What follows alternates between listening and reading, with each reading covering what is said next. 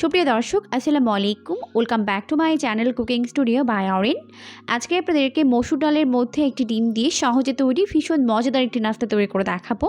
আর এই নাস্তাটি খেতে এতটাই বেশি মজার হয় যে একবার কাউকে খাওয়ালেই বারবার তৈরি করার রিকোয়েস্ট আপনার কাছে আসতেই থাকবে। আশা করছি অনেক বেশি ভালো লাগবে। নাস্তা তৈরি করার জন্য এখানে একটি প্লেট নিয়েছে। এখন এর মধ্যে নিয়ে নিচ্ছে হাফ কাপ পরিমাণ মসুর ডাল। এরপর এই মসুর ডালগুলোকে খুব ভালোভাবে ধুয়ে ক্লিন করে নিব। এরপর এখানে একটি বোল নিয়েছি আর এই বোলের মধ্যে একটি ডিম ভেঙে নিচ্ছে। এখন এই ডিমটিকে একটি সাইডে রেখে দিচ্ছে। ডালগুলোকে কয়েকবার পানি বদলে খুব ভালোভাবে ধুয়ে ক্লিন করে নিয়েছে। এখন আমি এর মধ্যে 1 কাপ পরিমাণ পানি দিয়েছে। এরপর আমি এর মধ্যে অ্যাড করে দিচ্ছি হাফ চামচ পরিমাণ লবণ। এরপর দিয়ে দিচ্ছি 3টা কাঁচামরিচ কুচি, আমি মাঝখান থেকে ফালি করে নিয়েছি। খুবই সামান্য পরিমাণে রসুন কুচি আর পেঁয়াজ কুচি দিয়ে এটাকে ভালোভাবে ঢেকে সিদ্ধ করে নিব। তো প্রায় 5 মিনিটের মতো জাল করে নিয়েছি আর এখন ডালগুলো কিন্তু ভালোভাবে সিদ্ধ হয়ে গেছে, দেখতেই পাচ্ছেন। এখন আমি এটাকে চুলা থেকে নামিয়ে নিচ্ছি। এরপর চলে এসেছি পরবর্তী স্টেপে। তো চুলা একটা প্যান বসিয়ে দিয়েছি। দিয়ে দিলাম প্রায় 2 টেবিল চামচ পরিমাণ সয়াবিন তেল। এখন দিয়ে দিলাম প্রায় 1/4 কাপ পরিমাণ পেঁয়াজ কুচি আর 3-4টার মতো কাঁচামরিচ। এখন এই তেলের মধ্যে পেঁয়াজ আর কাঁচামরিচ হালকা করে ভেজে নিব। তো ভাজতে ভাজতে যখন পেঁয়াজের কালারটা এরকম ব্রাউন হয়ে আসবে, ওই পর্যায়ে আমি এর মধ্যে অ্যাড করে দিচ্ছি হাফ চামচ পরিমাণ টালা জিরার গুঁড়া। এতে করে কিন্তু ফ্লেভারটা অনেক বেশি ভালো হয়। এরপর ভালো করে মিশিয়ে নিচ্ছে। তো সব কিছুকে ভালো করে মিশিয়ে দেওয়ার পর এখন আমি আগে থেকে সিদ্ধ করে রাখা ডালগুলোকে এই পেঁয়াজের মধ্যে দিয়ে দিচ্ছি। এরপর খুব ভালো করে মিশিয়ে নিতে হবে। তো সব কিছুকে ভালো করে মিশিয়ে নেওয়ার পর এখন আমি স্বাদ বুঝে এর মধ্যে লবণ দিয়ে দিচ্ছি।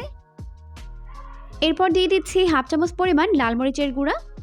খুবই সামান্য পরিমাণে দিয়ে দিলাম হলুদের গুঁড়া। আপনারা কিন্তু চাইলে এখানে লাল মরিচের গুঁড়ার পরিবর্তে চিলি ফ্লেক্সও ব্যবহার করতে পারবেন। এখন সব কিছুকে আবারও খুব ভালো করে মিশিয়ে নিচ্ছে। আর এটা খেতে কিন্তু দুর্দান্ত মজার হয়। অবশ্যই কিন্তু রেসিপিটিকে ফলো করে বাসায় ট্রাই করবেন।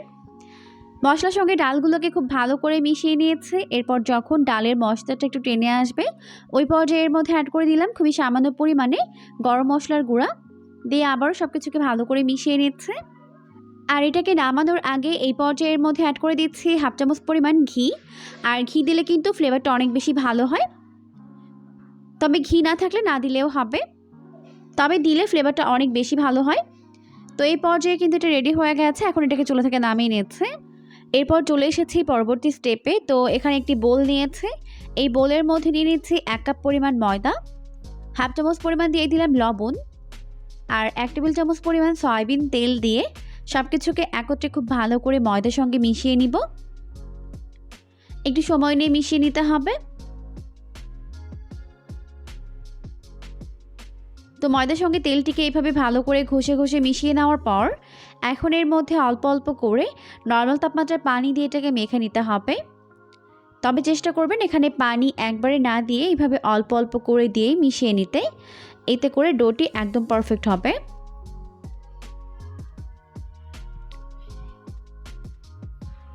তো এইভাবে অল্প অল্প করে পানি দিয়ে মেখে সফট একটি ডো তৈরি করে নিতে হবে।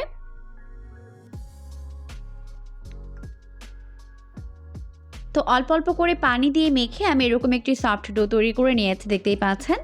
এখন এর উপরে অল্প একটু সয়াবিন তেল লাগিয়ে দিচ্ছে। এরপর এটাকে ঢেকে রেখে দিব প্রায় 10 মিনিটের জন্য। আর এই 10 মিনিটের মধ্যে কিন্তু ডোটি খুব ভালোভাবে সেট হয়ে যাবে। এখন 10 মিনিট হয়ে গেছে আর ডোটি কিন্তু খুব ভালোভাবে সেট হয়ে গেছে। এখন কিন্তু আর বেলার সময় ডোটি ছোট হয়ে আসবে না। তো এই পর্যায়ে এটাকে আবারও হাতের মধ্যে নিয়ে ভালো করে একটু মেখে নিলাম। এরপর বোর্ডের উপরে অল্প একটু ময়দা ছড়িয়ে এখন এটাকে এইভাবে চারপাশে ঘুরিয়ে ঘুরিয়ে বেলে নিতে হবে। যথেষ্ট মোটা একটা পুরুত্ব রেখে গোল করে এটাকে বেলে নিয়েছে। বেলে নেওয়ার পর এখন এর উপর থেকে এইভাবে ডালের মিশ্রণটিকে দিয়ে দিচ্ছে। চারপাশে ছড়িয়ে দেওয়ার পর এখন এটাকে এইভাবে রোল করে নিচ্ছে। এটাকে ভালো করে চেপে চেপে এভাবে রোল করে নিতে হবে। রোল করে নেওয়ার পর এখন আমি এটাকে এইভাবে পাতলা পাতলা করে স্লাইস করে কেটে নিচ্ছে। আমি এখানে পিৎজা কাটার ব্যবহার করেছি, তবে আপনারা কিন্তু চাইলে এটাকে ছুরির সাহায্যেও কেটে নিতে পারবেন। তো সম্পূর্ণ রোলটিকে আমি সেমভাবেই কেটে নিব।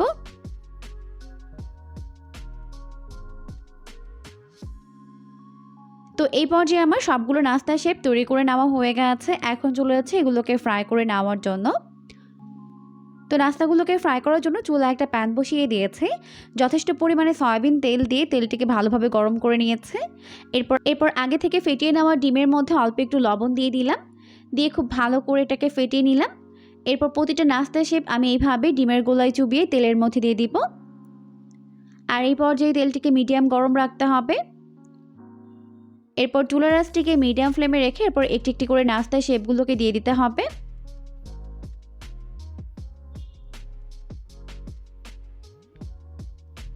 তো একটি একটি করে সবগুলো নাস্তা শেপ দিয়ে দিলাম। একবার যতগুলো ধরে আমি দিয়ে দিচ্ছি, আর বাকিগুলোকে পরের ব্যাচে ভেজে নিব।